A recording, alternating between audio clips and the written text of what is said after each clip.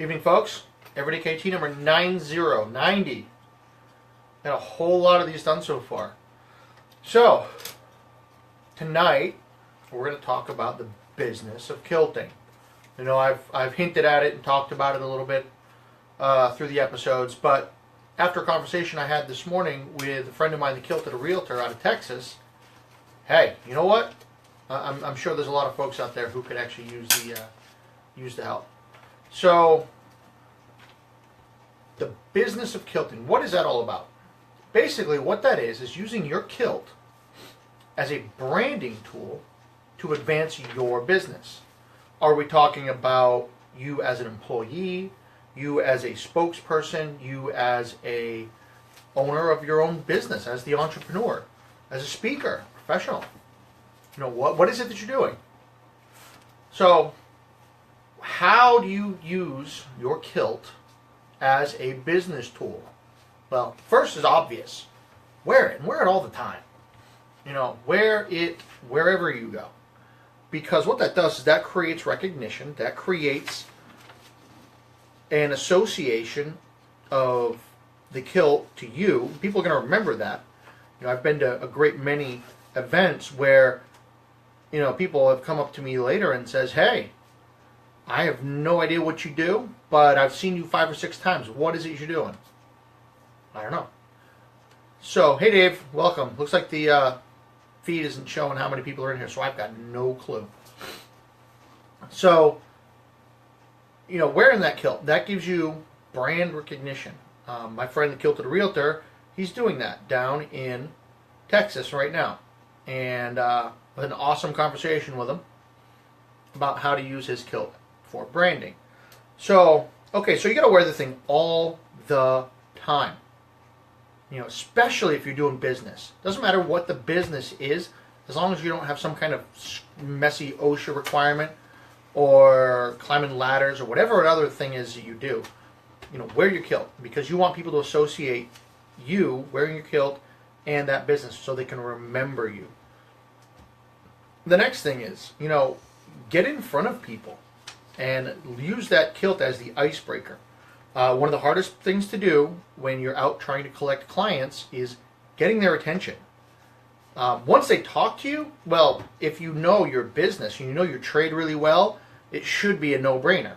You know, I do IT work, I do web design, I do brand development, and I do marketing and PR. All of those things wrapped up. Once I get someone's attention, boom, I can talk about that all day long. Just like I can talk about kilts. But it's that getting the attention. So all you do is show up like this. Show up to an event, show up pretty much anywhere. And the curiosity factor is going to kick in, and you can capitalize on that in spades. So just show up, wear the kilt, and use that as your icebreaker. But do not use that as your focal point. You want to be, you know, well, I'm going to use my friend Corey as the example, the Kilted Realtor. He is a realtor who happens to wear a kilt. Not the kilt guy who also does real estate. The kilt is his attention grabber. It's not his only tool. Think of it this way. If you're a carpenter, you've got a huge box of tools. You know, the kilt, that's just that's the big hammer. That's what everybody sees. It's not necessarily the one you're going to use all the time, but that's the one that people see. So, be seen and use it, but be certain that it's not the one thing that you talk about all the time. Of course, you got the new people. They don't have any idea what you do. They know nothing about the kilt. They don't know anything. So they're going to ask this, so what's up with the kilt? Well, that's when you say, well, hi, you know, I'm KT, and I get people seen. I help people see you. And then they say, so what's that have to do with the kilt? It's like, exactly. You came and talked to me. I help other people in the same way. I help them be seen from a marketing and advertising perspective. From the Kilted Realtor's perspective, it's like, my name's Corey, and I can sell your house. And then, oh, well, so what's up with the kilt? He's like, well, the kilt gets you to walk over to me instead of the 36 other real estate agents in the room. That's why you use it. That's how you use it. So, okay, so the first thing, you know, you're wearing it a lot. You figured out your spiel so that you're focusing on what it is you do to benefit your clients, not the kilt. So what's next? So you need more PR.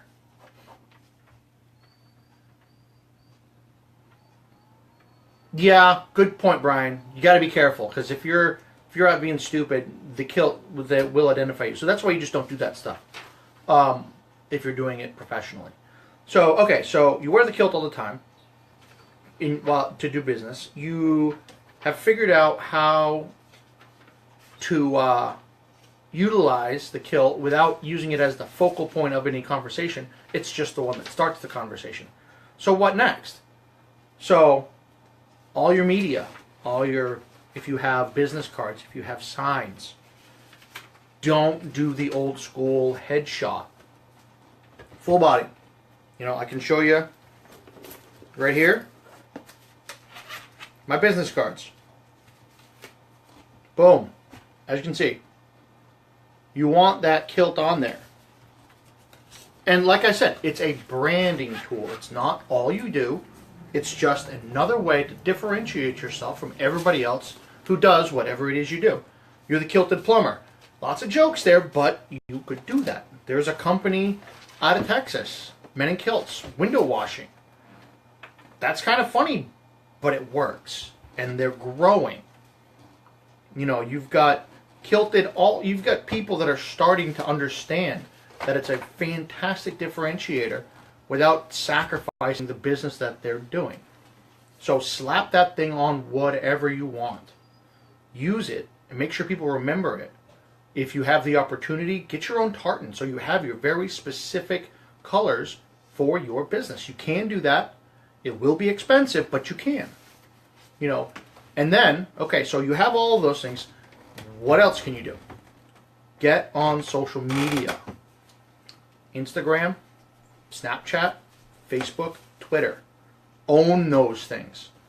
As you can see, that's why you're here watching this video. I'm standing here, guy in a kilt, talking about business. Nothing is preventing you from doing the same thing. That camera on your phone is one of the greatest tools for promotion out there. Make live videos. Promote the crap out of yourself. 30 second, 50 second, minute, 5 minutes, 20 minutes, whatever. There's no limit. Instagram, you got a minute. Make it concise, make it good, make it funny, make it count. Facebook, I use Facebook all the time because I can go. I think my longest video is 45 minutes. Use that stuff, man, women, whomever. Use it. It's free. This video is costing me exactly as long as this video is in time.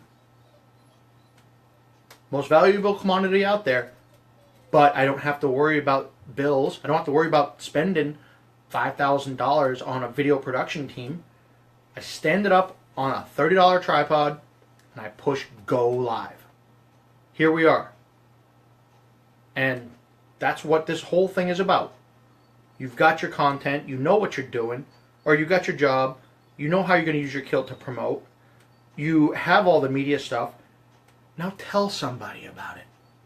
Get out there, share your story. Tell people that, hey, I got a kilt on, but Corey's case, I sell houses.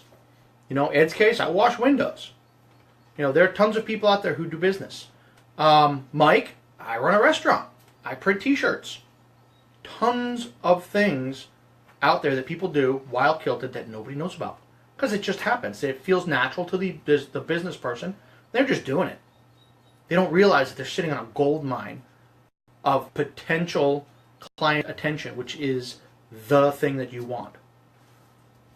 So one last awesome tip I told Corey this morning, and he was completely flabbergasted by it. Hashtags. Use the crap out of those things too. And not in the way that you think.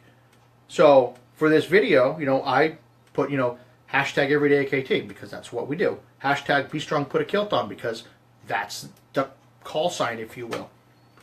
But then I hashtag Gary V. Oh, who's that? Gary Vaynerchuk. He is an awesome motivational businessman who calls it like it is. He's not one of these super formal, get up with a suit and and tell you the 3 tips to this or the 7 steps to that. He's like, get your butt out there, get the job done, and do what you love. Plain and simple. If you're not going to do it, you're not going to do it. So get out there and do it. That's how you succeed. And I want his audience to see my material, my content. I want his eyeball, the people watching his videos, to see my videos. So how does that apply to any of you? Well, if you're a real estate agent, boom. Find out what's going on local where you have houses that you're selling. Say there's a festival going on. There's a big concert coming to town. Hashtag that on your video so that when people come to your to look at whatever that cool event is, say it's Mardi Gras and you're in Louisiana, hashtag that.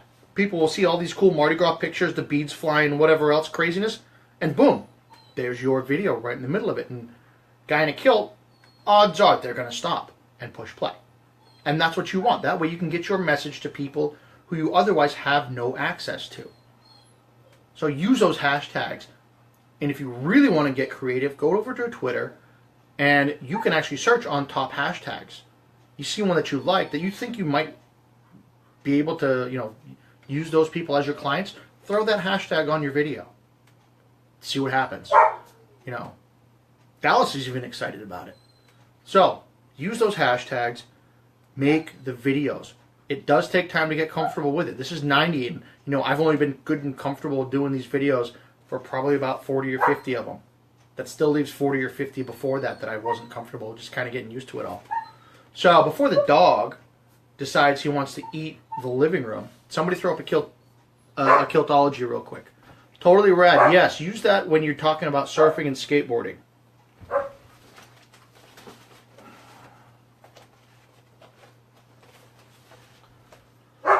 So he wants. Oh, I grab volume 1. Somebody wants to talk about volume 2. So Kiltology volume 1. It's over on Amazon. Check it out.